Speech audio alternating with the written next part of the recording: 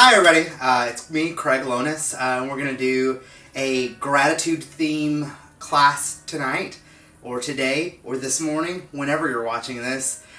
This is going to be basically a heart-opening series that's meant to instill gratitude.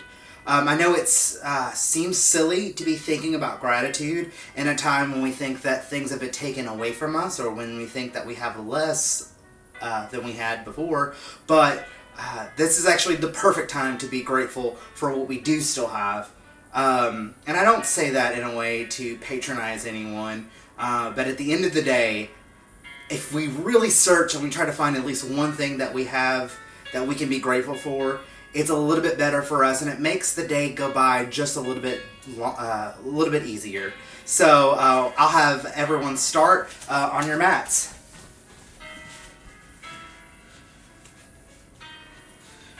Just go ahead and come to Sukhasana, or easy pose. Take the seated sitting bones, the ischial tuberosity, if you will, those little bones at the back of the pelvis. Allow them to ground down into the earth. If you don't have a yoga mat at home, you can actually just set a blanket out. Inhales and exhales. Taking it in through the nose. And I want you to sigh through the mouth audibly, like a sigh of relief.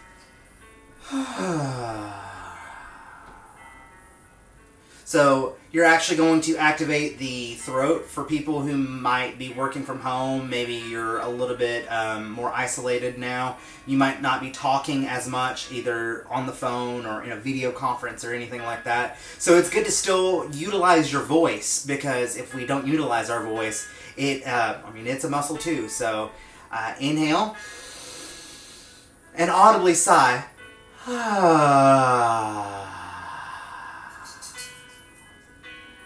You can actually feel your shoulders begin to slowly droop down. Inhaling. And you can close your eyes and audibly sigh.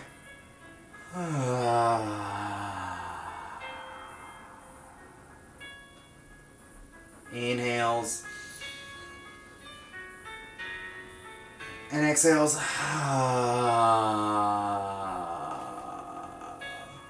I want you to take the hands and focus on bringing them onto the tops of your knees. Don't push them down, but I want you to apply a good amount of weight by just allowing the hands to kind of ease. So just creating ease. Inhale and exhale. Allowing the shoulders to come down. Those sit bones are grounding into the earth. Your shoulders are drifting down. And I want you to kind of do like a cat-cow motion with your inhales and your exhales now from this seated position. So I'm going to show you from the side, but you can stay in the position that you were comfortable in and the shape that you're the most at ease in. So we're going to inhale in, filling the belly up with air, and we're going to allow that to expand our belly, and now we're going to arc through the chest as we bring our chin up into the sky. Exhale. And go ahead and allow your body to concave slightly. And I want you to do this as many times as you'd like. As many times as that feels good to you. But try to go for at least 5.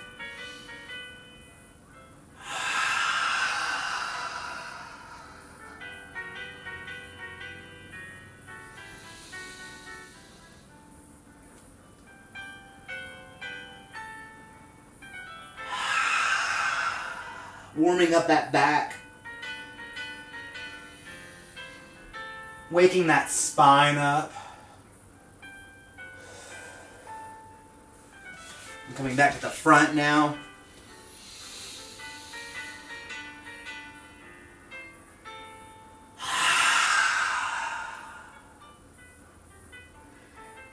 Inhaling up.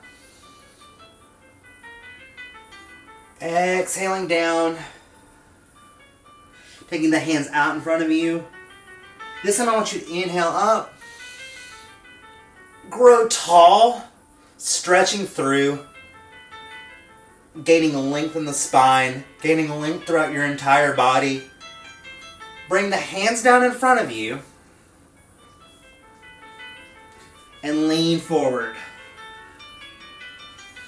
So we're going to do that about 3 times. So inhaling up. Exhaling as we bring the hands down. And try to crawl those fingertips out. Inhaling up. This time I want you to lean forward. Crawl those hands out. And if you can, challenge yourself to come forward and cross over those folded legs. Pressing out.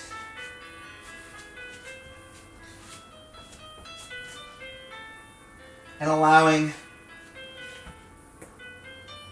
your body to come up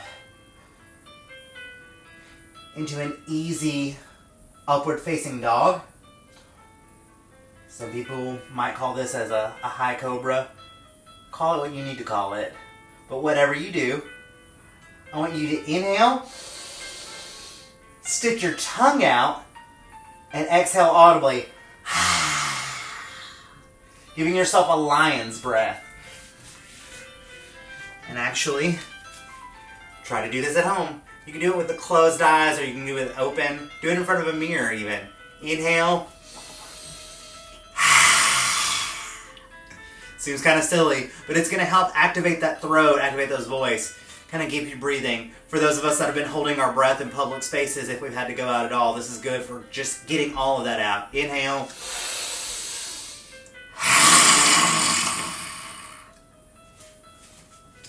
Inhales. Fantastic. Now you're going to come into a child's pose now by taking the legs out, the knees out as wide as the mat. You can actually do one of 2 choices. It's Yogi's choice today. You can separate the feet out or have them in. Press yourself out. And we're going to do a really good extended child's pose. So we're going to reach out.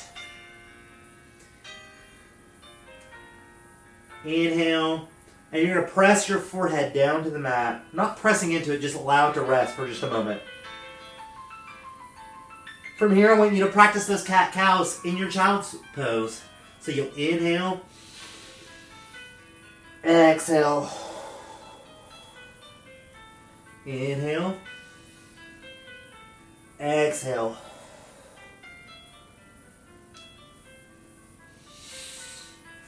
Taking in that which makes us stronger. Letting go that which no longer serves us. And go ahead and bring your body forward into a tabletop. Now, if you have any knee sensitivities, you can take a blanket from home. I actually have what most people recognize as a yoga blanket, but you can use any kind of blanket. These are just particularly enjoyed because of the threads being a little bit wider, so it allows us to grip onto it a little bit better.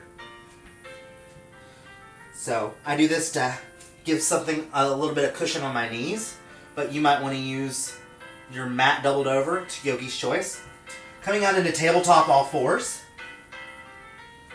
Should inhale up again, giving me a regular cat-cow.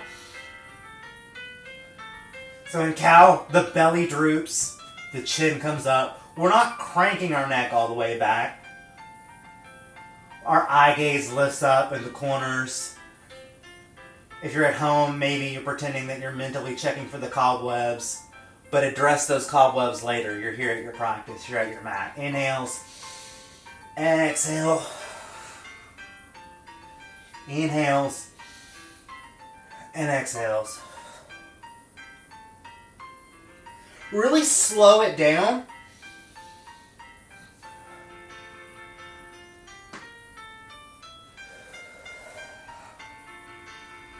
And challenge yourself to go a little bit slower. Exhaling out. from this tabletop, take your arms out, but keep your hips up into the air and give yourself a puppy. So, stretching the heart into the ground, opening the chest. This is going to be really important if you've been inside.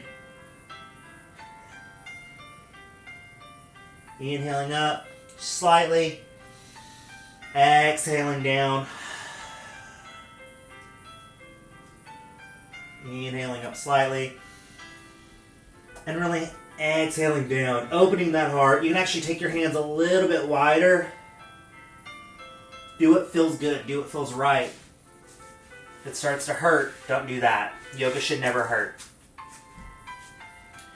Come back up. We're going to do some shoulder opening real quick. So I'm going to show you on this side. We're going to open the right hand up.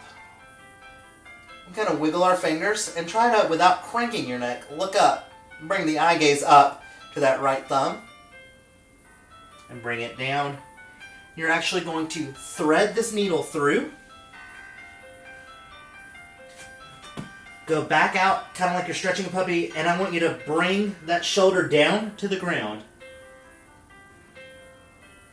And that right ear. Inhales and exhales. Taking as many breaths here as is comfortable, stretching out that shoulder, rising back up, and opening the heart up to the sky again. Let's go ahead and stretch that right hand back out. Let's stay in this extended puppy situation here. Opening that heart to the left, bringing it through, and threading. Looking through under your armpit. Now if this starts to hurt your shoulder at all, just ease off of it. You can actually come a little bit further in and just apply subtle pressure, modifying it for yourself.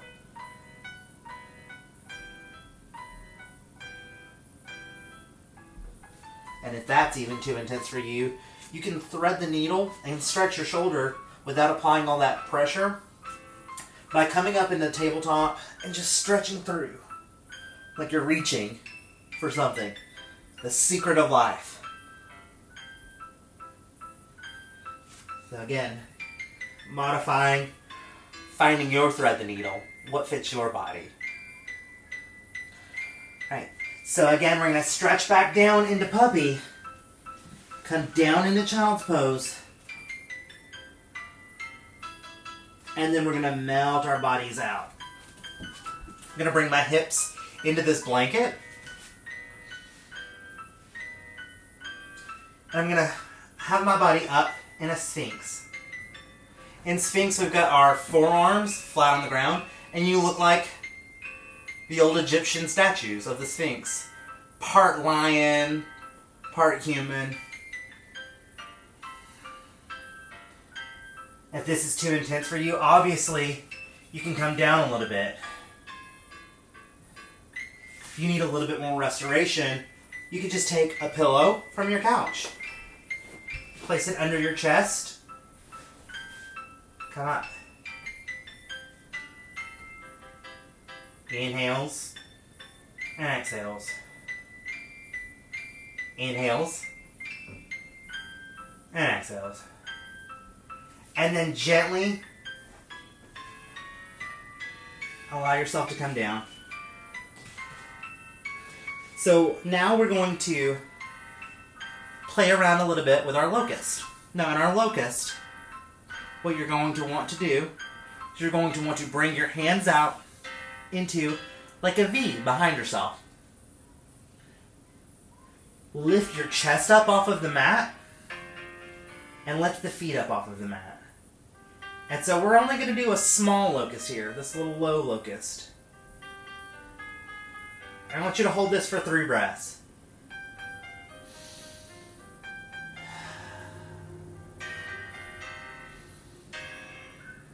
Audibly exhaling. feeling the whole body rise and fall with your breaths. And then slowly settle down. Settling one ear into the earth for a breath. And then switching sides.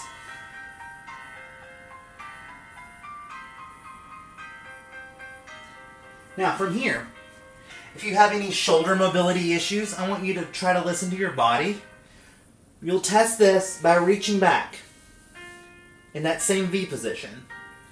If you're noticing that the shoulders are hurting, you can come out in a T, you can come out in a V the other way, or come out into a Superman. But if you would like to push a little bit further and open your chest and work on your shoulders, you add a bit of a pulling motion into a very push-centric practice, which is what yoga typically is. So we're going to reach behind ourselves, and we're going to try to clasp onto the hands. If that's not working today, we can just hold on to the backs of our shorts, or if you've got a belt or a resistance band, you can do that as well. So I still have a yoga belt, but you can use a regular belt, a blanket. In fact, I've got my shirt from today, so I'm pushing myself to use things that I know that I can use. So I don't want to pull on this fabric to where it's going to damage it, so I'm going to go where there's seams on either side. There's nothing that's going to rip here. So I'm coming down. I'm going to push behind me. Holding on to each side, pulling, or clasping if you can. Listen to your body. And pull your body up into a locust. Sending those shoulder blades down the back, sending those hands down the back, and giving yourself some height. Your two choices here are to take breaths, inhales, and exhales for 3 or 5, or mindfully rest here and think only of what your body's performing. But I'm going to go ahead, take one more inhale in, and exhale, come down. Ooh, and wiggle that out. So go through a series of this, pause the video, and choose a locust. I'm going to perform a few variations of the locust pose for you, but this is your floor challenge. So anything that you can do here, this is your time. So this is like your Superman locust. Wide V. You come out into a T. V. Clasped. If you needed to add a little bit of extra cardio to it, I call this the Scuba Steve. It reminds me of those little bath toys. Or, if you'd like to, you can start practicing the full locust. If you're going to practice your full locust, lift one leg up, balancing it under the knee joint.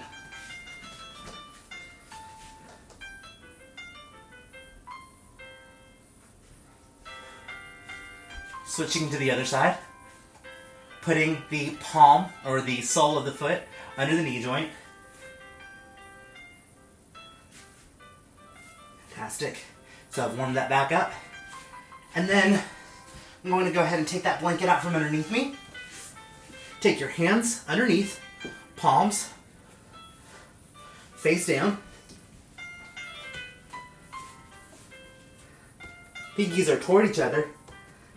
And then push up into your full locust.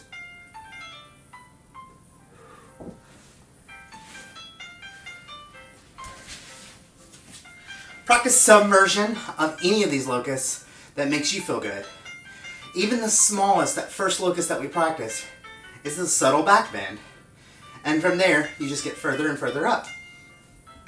This is halfway through your class, you're going to give your back a small break, and you're going to lay back into a mid-class savasana. Keep your eyes open, and just allow your spine to neutralize. you might want to pause the video and give yourself about 1 to 2 minutes to just catch your breath, relax, and neutralize the spine. If you're ready to continue after your pre-class or your mid-class Savasana, then what you're going to want to do is you're going to want to come back up into a tabletop all fours position.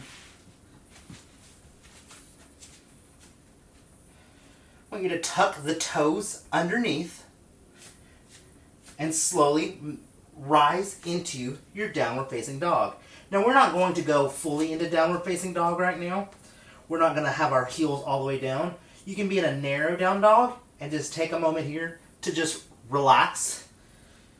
Maybe you're dropping one elbow gently in, slowly pedaling the feet. Now your down dog is going to depend on your body. You want to obviously challenge yourself and try to get those feet next to one another, but if your feet are a little bit separated in your down dog right now in your practice, that's okay. If this is also too intense on your shoulders, I also welcome you to ease it up slightly by maybe coming up on a blanket. Maybe if your hands are pretty sensitive, come up and do a little less of an intense down dog for yourself. But we're doing this so that we can inhale and exhale and bring our heart through and open. You can also do this on a wall if you need to by pressing your hands against the wall if it puts a little less pressure on your shoulders and a little less pressure on your hands, and gently bring your body down. Additionally, if you have no free walls in your home, another modification for you is to take a chair and just allow your heart to open there. However you can create some version of a downward facing dog, by all means do so. From here, though, I want you to come into whatever version of down dog. Bring your knees closer to the ground into a beast pose. Bringing the heart and the knees closer to one another. Gently pressing back up. Coming back down again. Floating those knees. Some people might call this a floating table, but we're out a little bit more. Pressing back up and coming back down.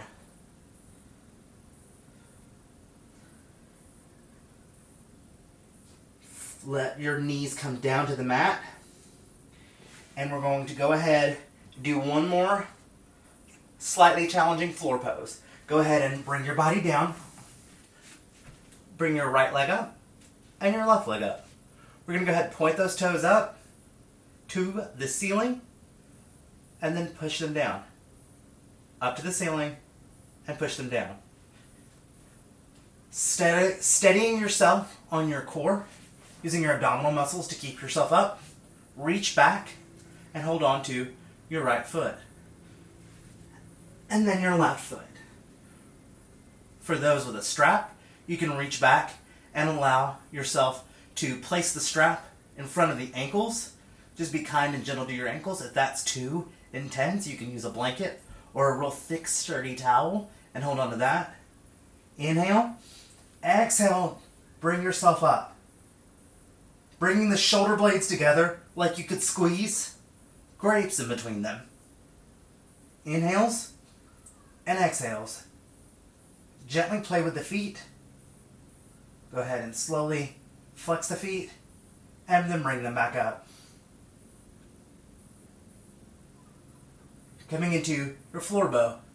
Gently releasing. Pressing the feet down. And then bringing the toes under, the hands under. I want you to come up into an up dog. And then slowly rise into your downward facing dog. Walking those feet out. And then walking them in. Bringing the knees back down. Sending those feet out flat. Remember, you can also tuck your mat under if your knees are tender. So go ahead and point those toes behind you, or if that's starting to hurt your toes right now, you can actually bring them up. This is good for your toes too. It allows you to stretch those toes a little bit if you have still been on your feet all day. But I'm going to go ahead and point mine. Inhale up.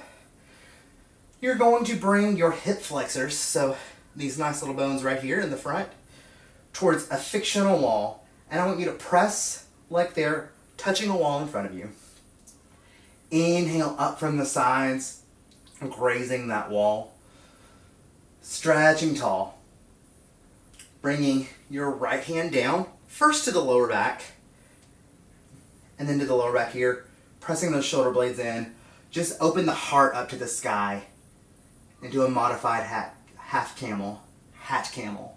You're a hat camel. You're a camel wearing a hat. Half camel. Inhales and exhales. You should still be able to talk. You should still be able to breathe as you bring the neck and the eye gaze back.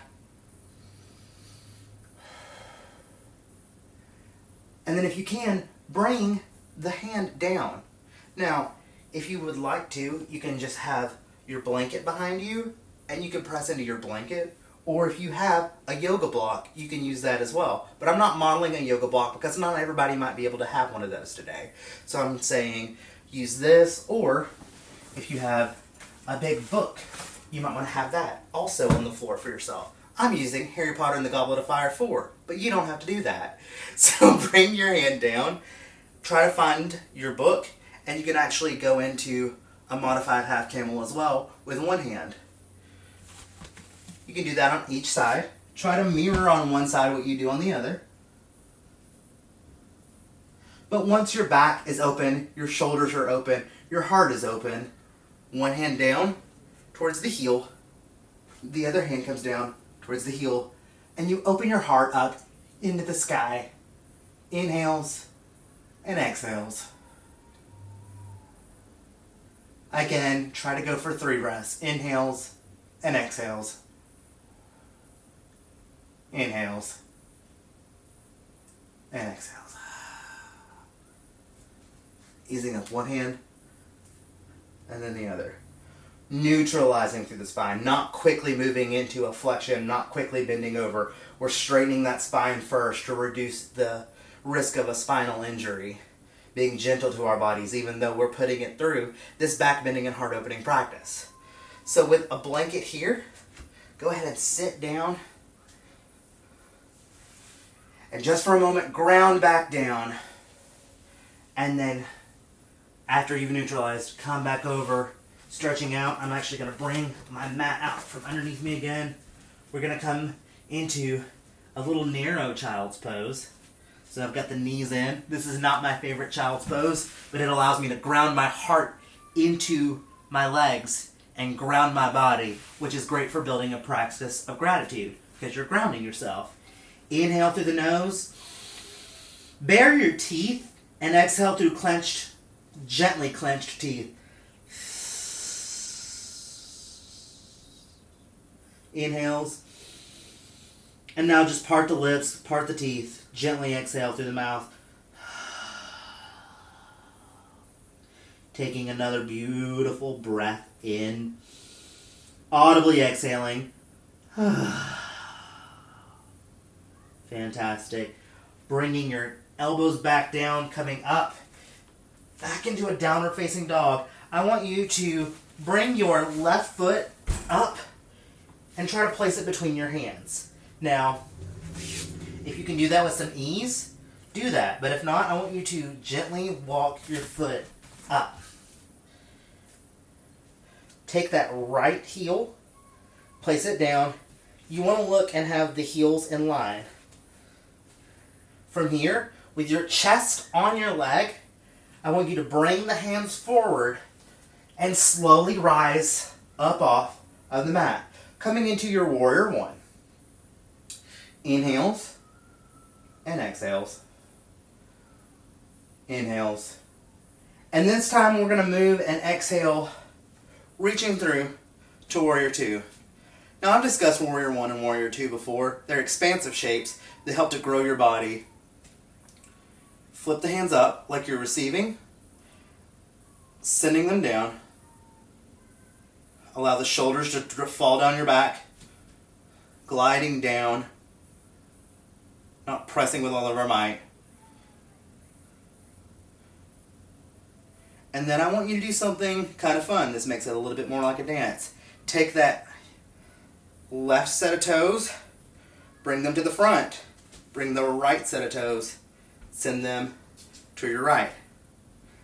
So now, bending over, that knee is stacked above that heel. You're applying no more pressure over the toes ever. The knee is actually going towards the small toes. If you're sending it towards the small toes, it kind of allows you to mentally exaggerate, but it allows your knee to go over the middle toe, which is better and safer alignment. If this is too intense for you, you can also place a chair underneath your body and do it like that. So opening up, open the hands up to receive. So receiving your gifts, receiving blessings that we all have, and then sending it back over. And then coming all the way forward into a warrior one on the other side. Remember to lunging in that leg. Sending the hands up tall, heart up tall, and then bringing those hands down, turning that foot in, and sending that foot back. Coming back into a down dog.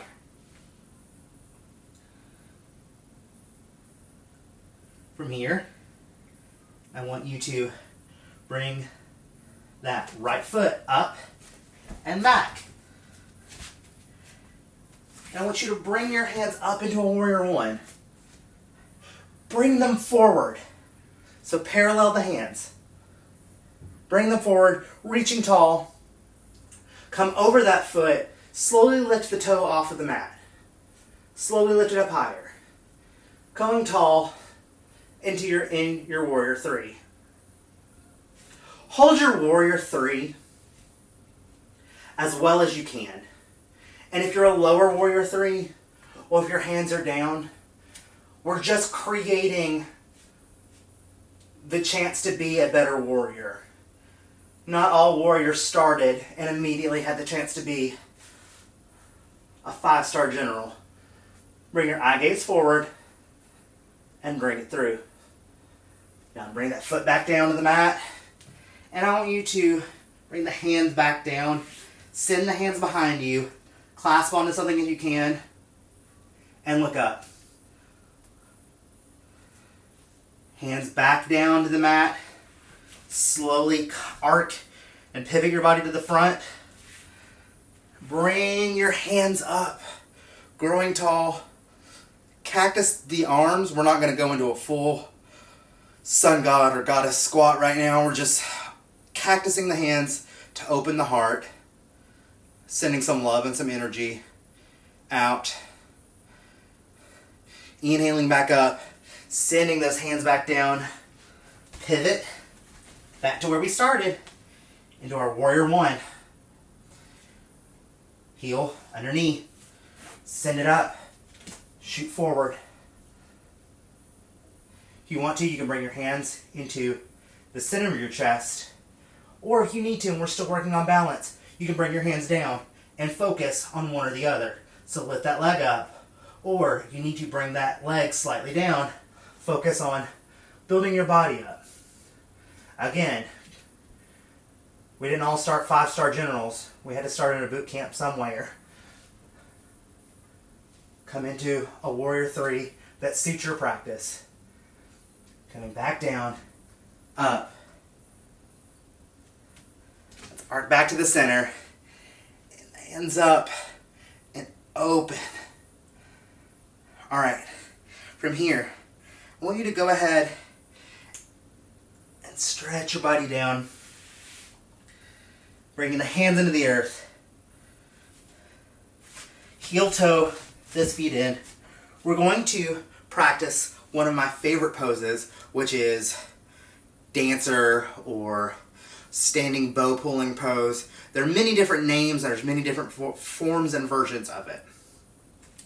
So first things first, you want to make sure that you're creating a subtle micro bend in those knees. You're going to lift up. Lift the right leg up off the mat and pay attention to that standing leg. So we say micro bend, but really what you need to be doing is engaging in that left knee. So not just a micro bend, but engaging through it, paying attention to that standing leg, rooting down through the feet. So while your body is up, you're grounding down through that left foot. Your toes aren't clenched, they're just locked into the earth. Take that right hand back. You're going to point your thumb like a hitchhiker out to the right wall. Send it back. You're still pointing to that right wall. That foot comes behind you, and you're going to reach and grab onto your ankle. Now, you can take a strap and loop onto it here. By all means, do so. I'm going to use my strap right here real quick.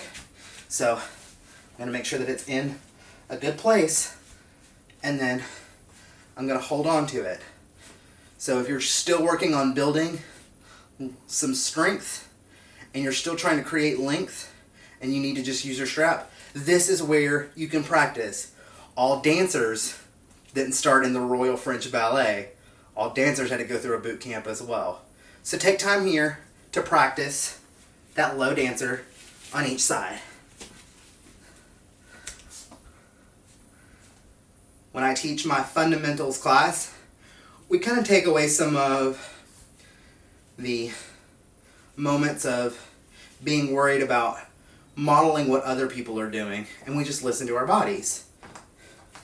So find whichever version of the standing bow or dancer is good for you, and practice that for just a moment. Just standing, just engaging through that knee. When you're finally ready, and you feel as though that you've found the ability to reach up and reach back, and with correct alignment, hold on to the hand behind you.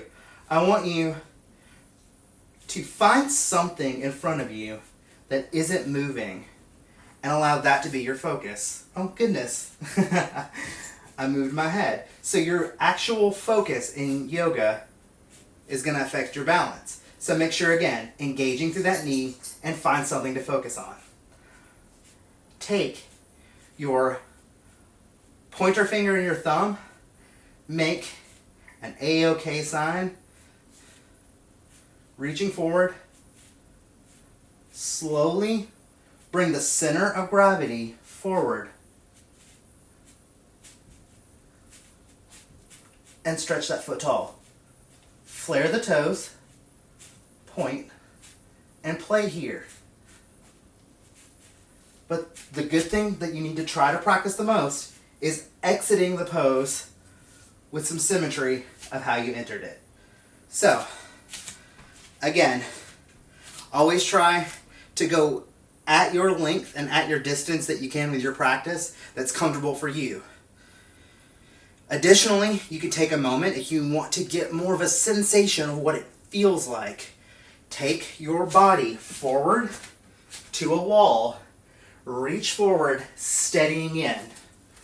Steadying into a wall. And then focus on reaching back. You can still get that sensation, and you can focus on knowing what it feels like when we're there. It's not always about finding the exact and the perfect pose, but it's always great to feel like we've gotten some extra stability when we're finding the shapes that give us this excitement. So again, I'm going to model this on the other side, because some people need to see it on two different sides to know. I'm rooting down through the foot, engaging, locking down through that foot with that foot lock, that pada bandha. I'm not just micro bending, but engaging in that right knee. I'm lifting that left leg up. My hands are up into the sky. I bring my left hand down, thumb pointed, and I'm reaching back and I'm holding onto that ankle. My hands are coming into either the mudra that I would like to model in this moment, or I can send my hand forward. As I arc forward, slowly bringing my center of gravity. Now note that you'll be different on one side than you were on the other. Reaching tall, sending that foot over. Inhales and exhales. And then slowly exiting the way that you left it.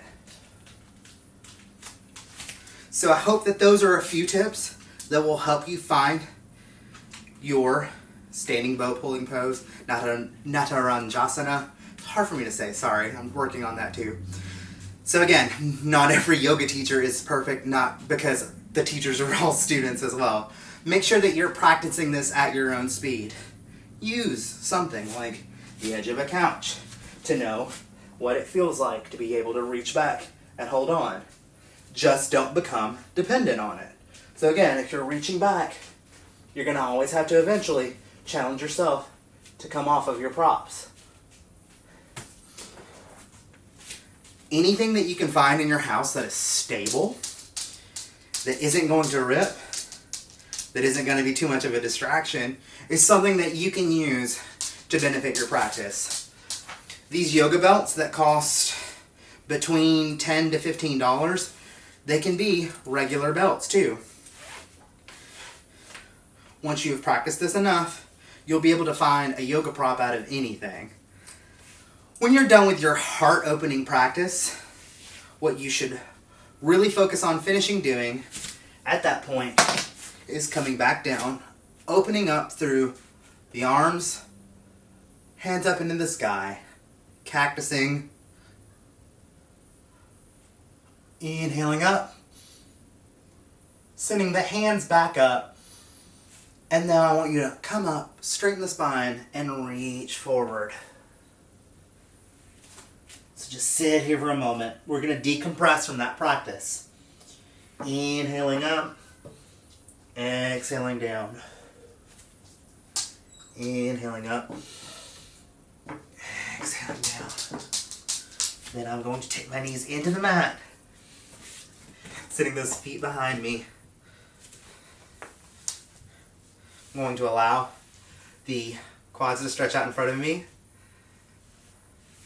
I'm going to sit up tall, grounding through, sitting on my legs. A few grounding breaths to gently close my practice.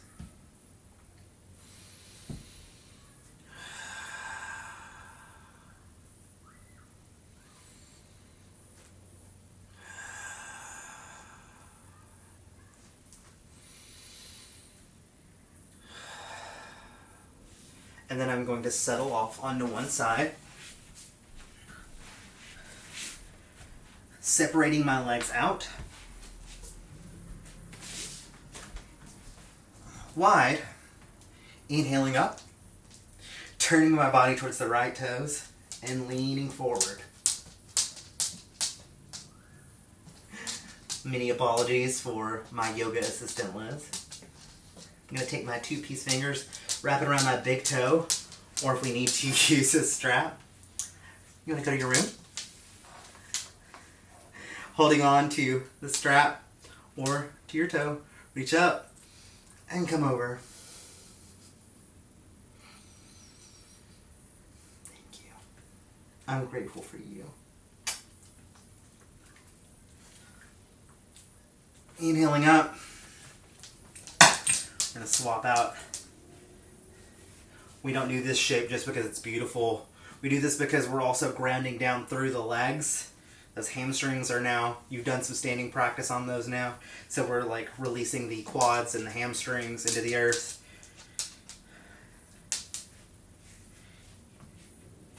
Inhale forward. Bending over that leg. Peace fingers are strapped. Reaching up and over. You're also opening the side of the heart, arcing your body forward, those intercostal muscles between the ribs, stretching, reaching up. Exhale, coming forward, listening to our bodies. Letting off of our straps.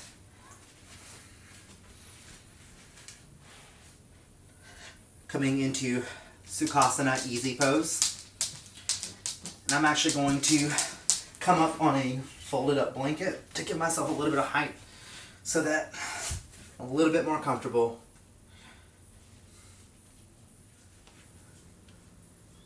Finding the knees, not pushing but applying a small amount of grounding pressure. Inhaling up and allowing the hands to come into Anjali Mudra or prayer in the center of your heart. Allowing the elbows to come down. Taking a moment to inhale. Taking in all of the beautiful oxygen, all the air that we can, that life-giving force into our body. And finding a moment of gratitude for it. Receiving that air, receiving that life, and then letting it out through parted lips with an exhale.